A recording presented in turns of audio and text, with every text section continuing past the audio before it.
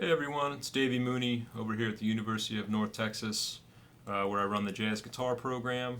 A Benedetto artist. Got a brand new CD from Sunnyside Records, live at National Sawdust. Check it out. And my book is Personalizing Jazz Vocabulary. I wanted to talk about the tune Anna Maria today. Great Wayne Shorter tune from Native Dancer, 1975 record with Milton Nascimento, and really one of my favorite albums. It's worth it just for the first track, Ponticeria. It's so beautiful. And this tune has been following me around for about as long as I've been playing jazz. I remember back in probably 94, 95 at the New Orleans Center for Creative Arts. Clyde Kerr, Mr. Kerr, pulled this tune out and gave it to me. Must have been 15 or something. And I remember having I think he gave it to me on a Thursday or something, and we had to perform it at our performance class on Friday, and so I was poring over it and played it and got through it somehow. Everybody was very impressed. I think the bar was kind of low.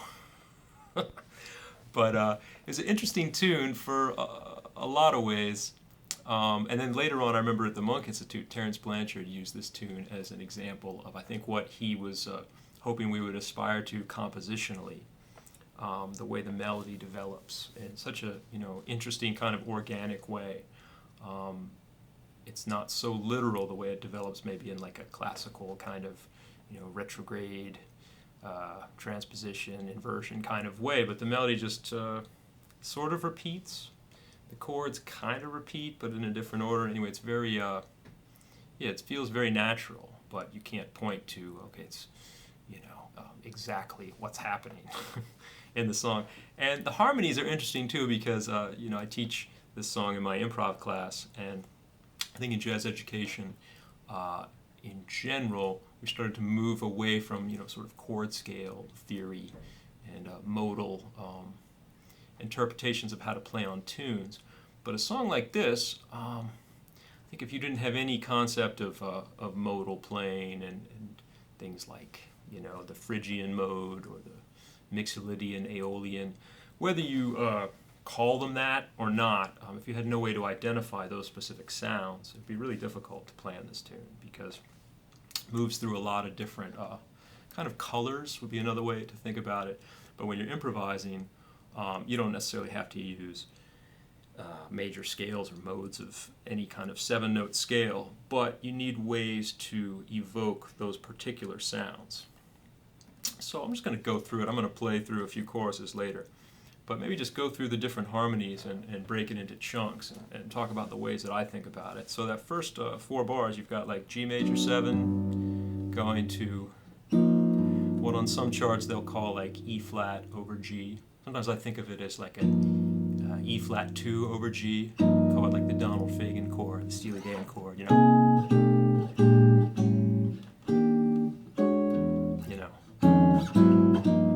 But it goes G major 7 to kind of E flat over G to maybe F major 7 over G, aka G13 sus back to E flat over G.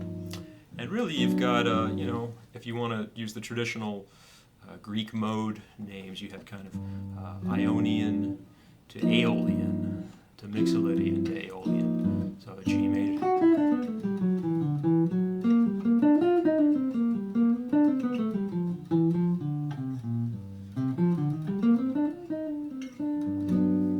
And you notice I wasn't necessarily just playing major scales right there. Another way to get those sounds, or maybe narrow it down to just the choice notes, that is what I'm kind of trying to do on this song. I'm kind of playing maybe a B minor pentatonic, maybe with another note in there. Sometimes I don't play a fourth at all on the first chord on the G major 7. I don't necessarily play any C naturals at all. I might play 7 notes, but I might play chromatic notes within the pentatonic scale.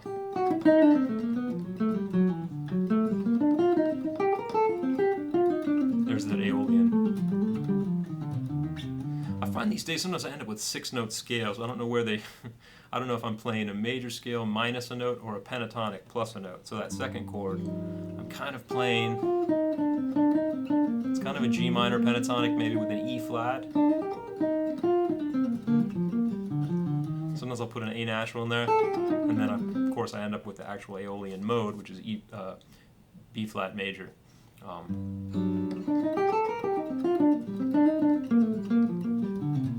then, you know, G mixolydian. I'm kind of playing, again, like a D minor sound.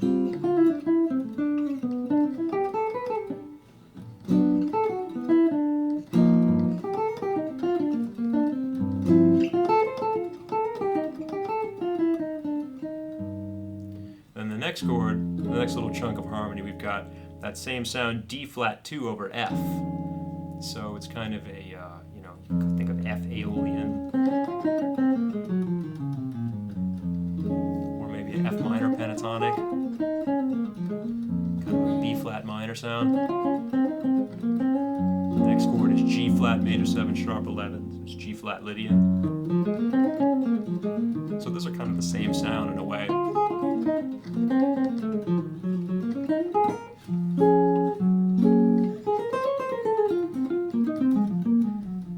Sometimes I'll just play F minor pentatonic there, and then A flat minor 7, kind of A flat Dorian.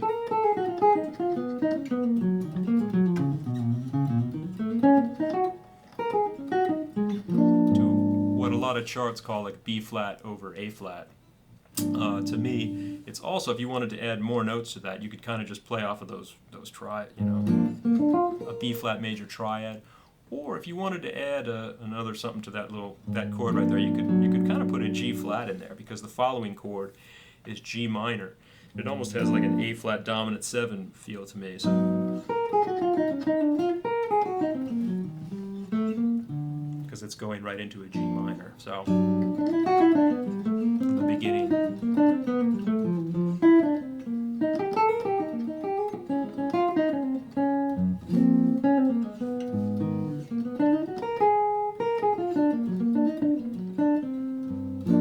Then we have G minor 7, C7. Kind of C7 sus, so that's all sort of the same sound, you know. It's almost a 2-5. You think a 2-5-1 might be coming, maybe.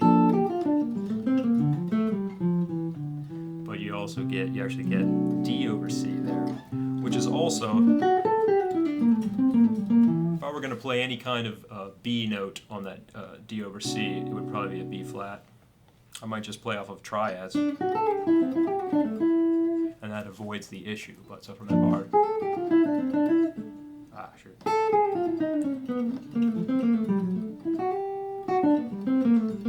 Goes back to C sus again. And then that same sound, kind of a A flat 2 over C. C minor 7 with a flat 6. That Aeolian sound again.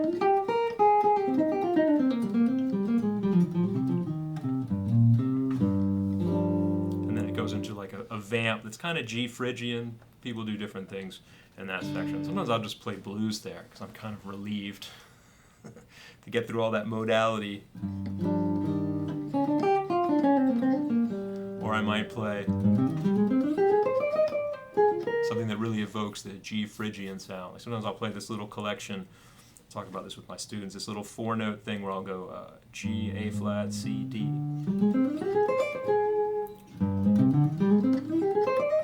Almost sounds like an Ethiopian mode, but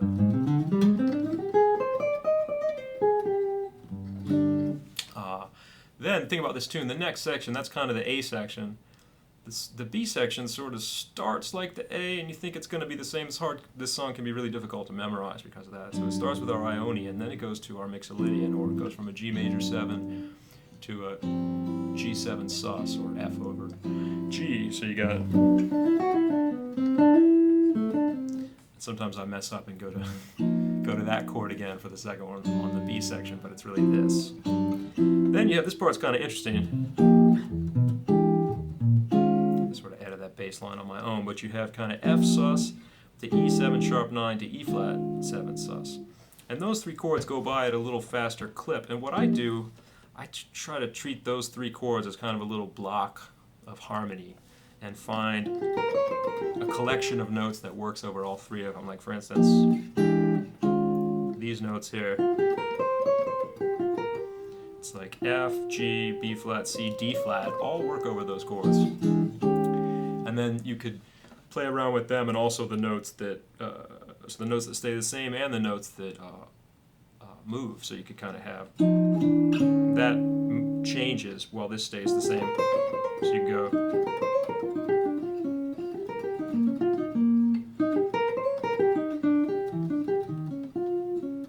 Kind of my negative guide tones again. And then, I love this part, I love this little bass line that I can play on my 7th string. But you have D major 7 to F, augmented really, to B flat minor. And I treat that, I like to look for the commonalities between a D major 7 and an F augmented triad. So I'll do things like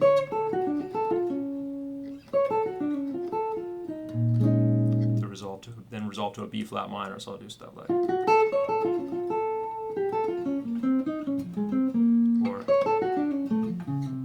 that's a good one. So it goes like a D major 7 to a F augmented to a B flat minor, and then you have A flat minor 7 and B flat over A flat. So you kind of have some. It almost has a repetition of something that happened earlier. You can at least treat it in the same way, A flat Dorian to B flat over A flat, but you could think of it as kind of A flat 7 sharp 11. G minor, C7, then you have this thing, this little sequence, B flat major, A minor, F minor. And this whole thing from G minor to C7 sus to B flat major to A minor, I kind of treat as all the same thing. It's all the key of F. It's like 2, 5, 4, 3, and then it goes F minor. So sometimes I'll just, and then catch the F minor when it comes. Just play sort of melodies in F major.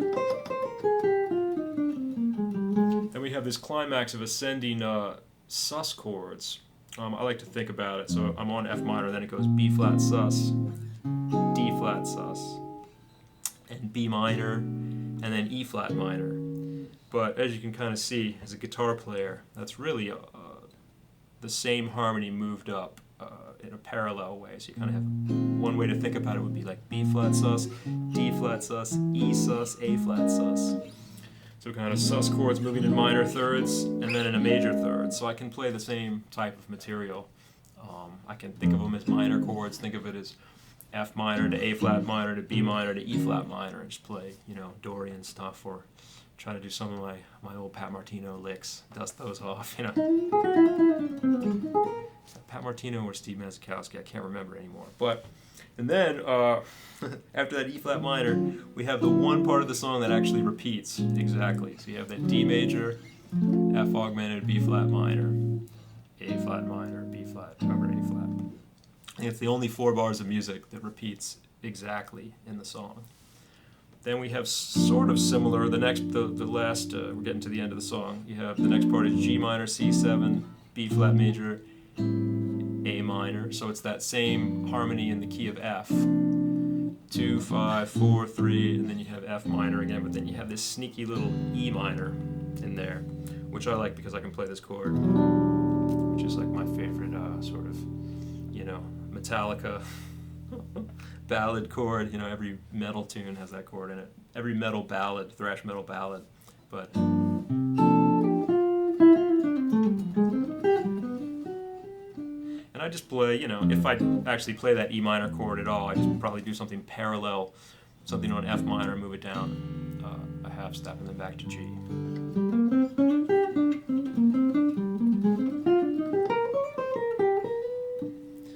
So yeah, that's all the stuff that's going through my head when I play on this tune. And like I said, over the years of revisiting this song and trying to teach it now, I've narrowed down the type of stuff I want to play on each chord, even more than a mode, more than a 7-note scale, to these little collections of things I like to do, and I improvise with that.